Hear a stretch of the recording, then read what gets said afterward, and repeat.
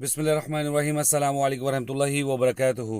नबी करीम सल्लल्लाहु अलैहि वसल्लम ने फरमाया, जब भी तुम प्याज या लहसुन को खाओ, यानी ऑनियन या गार्लिक को, तो मस्जिद के करीब भी ना आओ। और अगर इन्हें खाना ही है तो इन्हें पकाकर इनकी बू मार लिया करो, क्योंकि इनकी वजह से फरिश्तों को ईजा पहुंचती है। जी नाज़रीन, प्याज और लहसुन और इस किस्म की और कोई भी चीज़ें जिससे स्मेल आती हो, उसे खाकर मस्जिद में ना आए। उसकी वजह से आपके दाएं बाएं जो नमाजी हैं उनको भी तकलीफ पहुंचेगी और फरिश्तों को भी ईजा पहुंचती है। और हमारे कुछ उलमा इकराम है वो ये भी कहते हैं कि सिगरेट भी इसी जुमरे में आता है।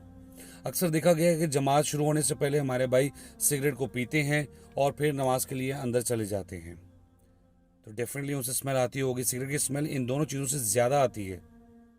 लिहाजा आप लोग कोशिश करें कि इस किस्म की कोई भी चीज़ इस्तेमाल ना करें।